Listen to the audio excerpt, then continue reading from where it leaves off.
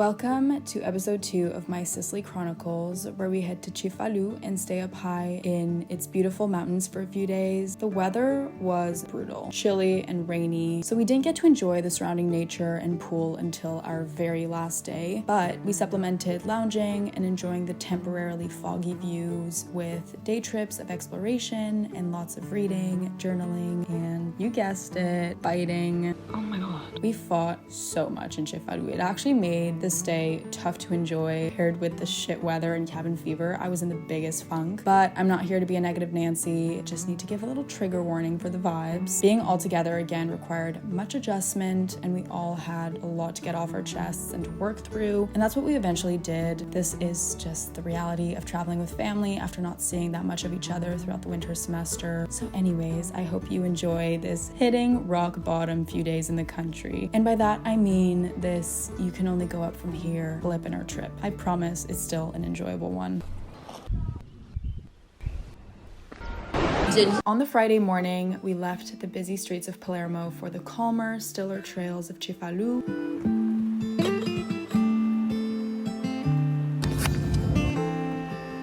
Drizzling, then raining, then pouring. The weather we were greeted by forced us into shelter, which wasn't the worst thing in this beautiful home. However, cabin fever definitely began festering inside us all after 24 hours within its walls. This is my snack, go-to snack.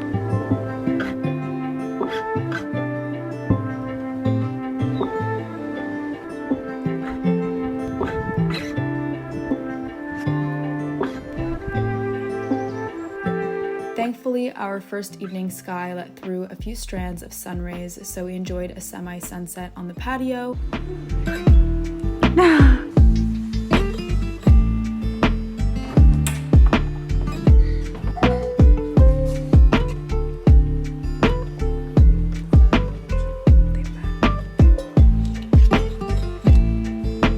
My mom and I played cards, or I should say her version of Uno, which was governed by made-up rules that made no sense. I love cards so much. No game ever really gets old. It's just always been such a big part of our family time, playing asshole or even solitary and competing about who's better at it. Pick up to yourself. Pick up to yourself. Actually, when you put a 2 on a 2, it's pick up 4. Pick up 4. Yeah. Pick up 6. Okay, these are new rules. Played this way. I've never played this one. I don't think we pick a card every time. Yes, we do. No, we don't. Couple Mom, cards. did you invent a rule and I had to pick up 5 cards at the beginning and now I'm behind? I swear to God. Gnocchi, cacio e pepe, Parmesan, garlic, stracciatella. We enjoyed our first and only outdoor dinner on the patio, soaking in the little bit of nice weather, as we anticipated much worse awaited us in the days to come. We have cacio e pepe gnocchi. This looks really cheesy. Oh my god, I'm going to burst. It burst! Oh, there's cacio e pepe like cream inside. Creamy a bit. And then just a little... Parmesan, yeah. Oh, okay. I think it needs some green. It's interesting. Oh, I see the cloud. I think it's very potato-y. And I've gone with that. Stuffed. It's like Right. a 6 out of 10. No.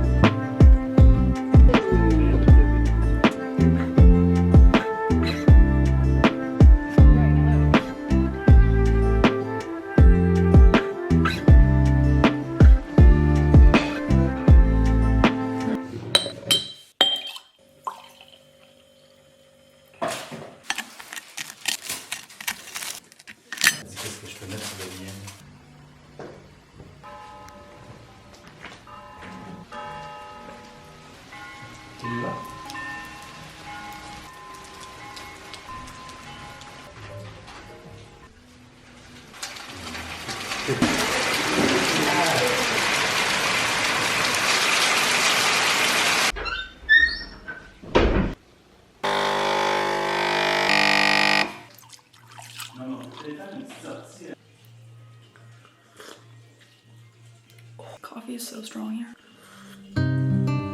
The following morning was so foggy, I couldn't even see past the patio, and the rain did not fail to follow suit. I made some coffee and read my book for the majority of the morning. I was reading Bluets by Maggie Nelson. It's a work of poetry, I think, and it contains many references to other authors and thinkers on the symbolisms, significances, and provenances of the color blue. Nelson proclaims herself to be in love with the color blue. She admires it for its beauty and its melancholy. She speaks about the grief she feels for a relationship that didn't work out, and her heartbreak is palpable through the pages, even though it is spread quite finely throughout. I found it hard to move through and digest this book. Ultimately, I realized that this is a book about looking but not always seeing, and how there's a stark difference between the two. It's also a book about how differentiating looking and seeing is more complex than we realize, especially when you're in love. Having read Rachel Cusk's trilogy that is essentially all about listening, I found such a heavy contrast in both authors' ways of viewing and interacting with the world, one much more focused on conversation and the other on observation, although they obviously do overlap. I'm sure it has come up in conversation for every single one of you before, the question of which sense would you rather live without? I found that reading these books made me ponder this question yet again. Would I rather be able to see the world in technicolor, see the deep blue of the ocean and of the sky, or would I rather hear people speak their most vulnerable and personal inner thoughts aloud? A lot of people mentioned their appreciation of Nelson's shameless observations and her reclamation of the power to look at the world with a female gaze. Ultimately, this is a book about relationships, to colors as much as to people, interestingly. I would love to hear your thoughts on it if you've read it.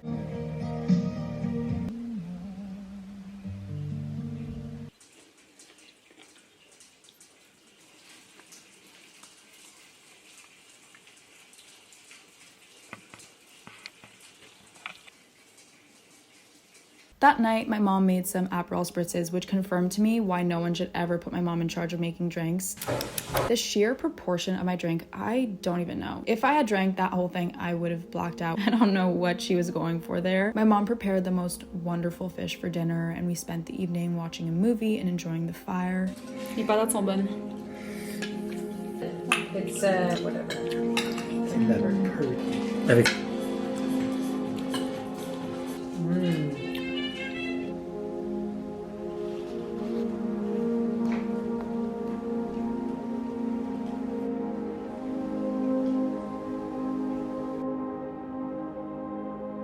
I took advantage of my boredom to journal, which I had not done in forever. I made a May prompted page and asked myself questions about my goals and overall aspirations for the summer. I needed to do this to set the tone for the trip and for the months to come, because I actually felt so lost going into the summer and so all over the place. I like to ask myself as a reminder what brings me joy in life and how I'd like to remember certain moments in time. This helps me bring my goals and dreams and visions to life and reminds me of what matters most to me, which is bound to make me feel better. This writing sesh helped me set the tone a little bit, even though I was feeling quite awful during these first days. Journaling definitely serves as a momentary relief of anxieties and stresses, if anything.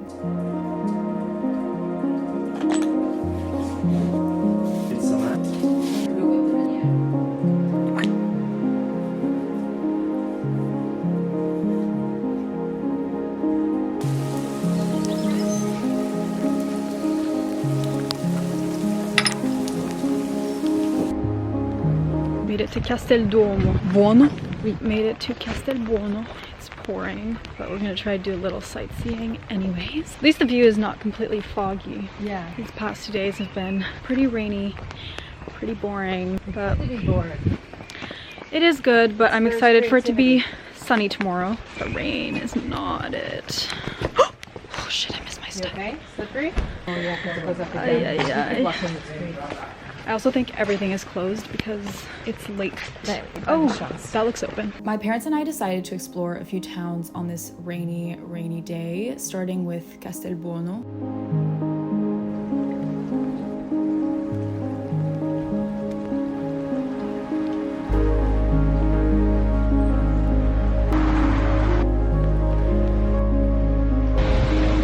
We picked up so many sweets from this famous spot in the city. Sicily is known for its marzipan confections and amaretti cookies. Castelbuono specifically is known for their manna butter. Basically, manna is made from the sap of ash trees which grow in the area. It is so sweet. But my parents, and my mom especially, have the biggest sweet tooth, so they do not shy away from stocking up whenever we pass these spots. And it's always, quote unquote, to bring home to the family. Yet somehow we find ourselves having to restock at the airport every time. I wonder how that works. Have enough cookies to kill a baby.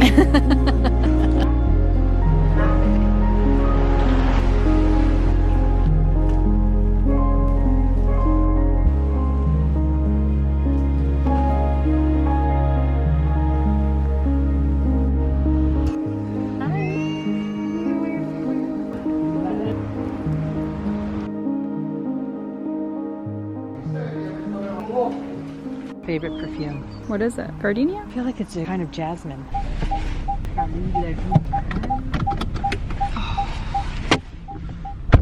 Where are we off to? Italia Soprana. Ouais. Why am I so tired? Ah non, on est sur le nôtre. J'ai plus de frein. We're here. See on the flip side.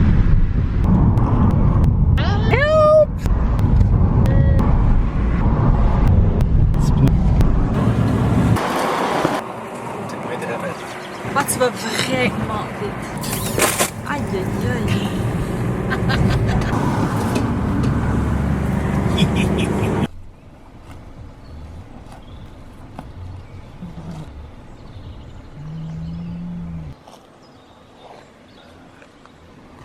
Okay.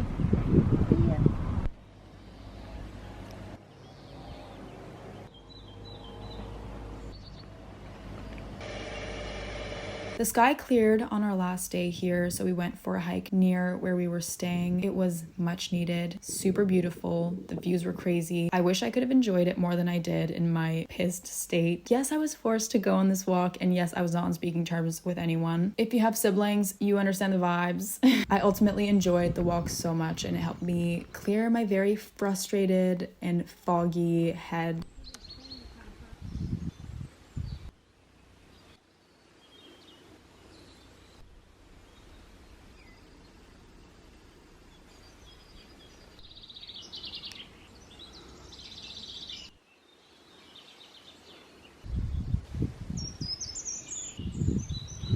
Back home, I got started on my new book, Wave by Sonali Deraniagala. As I took in the sun we had been praying for every day. I'll tell you more about this book in the next one. It was freaking incredible.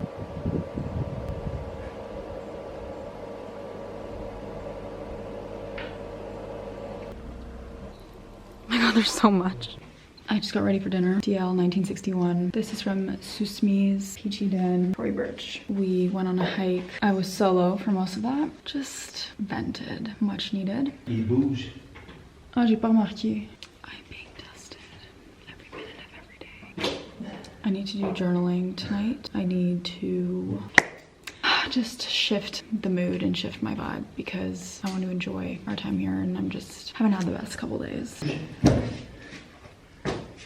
Well, do you want me to do it or no? Skin is dry. It's just been a tough... nail clipper? Oh my god. It's just been kind of a tougher couple days because I think any family can relate, but we spend time together mixed in throughout the year, but 4 consecutive weeks all together is just not something that any of us are used to, and it kind of forces you to work through certain issues that you may have, and it's just been hard also being stuck inside these past few days with the rain, cabin fever. Yeah, it just obviously weighs heavy. Meanwhile, I'm also, as I very often do, having my introspective moments, and that's not always easy, having to face yourself. I'm just, yeah, I'm feeling a bit anxious. I feel like it makes me feel worse that I'm on vacation and that I know I should be enjoying this so much more than I am, but I just can't help but not feel good because of personal stuff and then family stuff, and it's just an accumulation of so many things. But I really want to switch all of that around, flip all of that around, enjoy the rest of our trip. I've been reading a lot, which has been so lovely. I read 2 books, Motherhood by Sheila Haiti and Bluets by Maggie Nelson, and I just started Wave. It's amazing. Motherhood was great. I just found it so interesting, and the whole idea of time and women growing old for us is not just like growing old and growing wiser, it's also losing the ability to fulfill what society sees as probably one of our main roles, if not the main role of our lives. Reading it from the point of view of someone who does not want children and the pressures she feels from her peers, it's really, really incredible. And I went into it being like, ugh, I'm not there in my life yet, like I don't care, but I actually got a lot out of reading it and I really, really enjoyed it, so I highly recommend. And then I read Bluets. I did not know what it would be about. It got recommended to me on Goodreads. It's about the color blue. Maggie Nelson is in love with the color blue and collects blue objects. Feels kind of like a research book almost. It's lots of quoting of philosophers and artists, a lot of cultural references, all about the color blue. And I still haven't really processed it. I finished it this morning. I don't really know how to feel about it. I wasn't very entranced by it. It kind of felt like I was just reading it to finish it. I just don't think I really got it, so I'm gonna go on Goodreads and read through reviews and see what people have to say about it. And then I started Wave, which is already incredible. I'm so hooked. I'm already, I think, 65 pages in. I read Joan Didion, The Year of Magical Thinking recently, and that was like a knife in my heart lecture, and so I feel like this one will be too, but I'm interested in seeing how they both cope with grief differently. And I also brought Blue Nights, which I'm gonna read next, I think, just to compare kind of experiences of grief. Yeah, it's heart-wrenching. Let's go to dinner.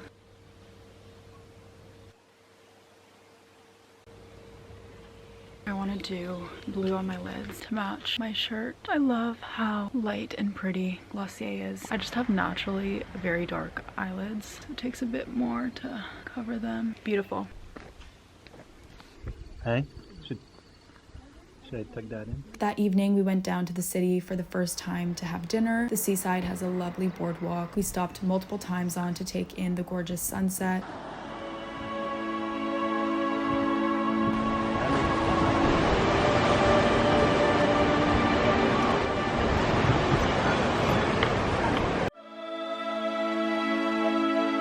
For dinner, we had this eggplant appetizer that I don't even know how to describe except for it tasted like bougie poutine, which is the dream in my eyes.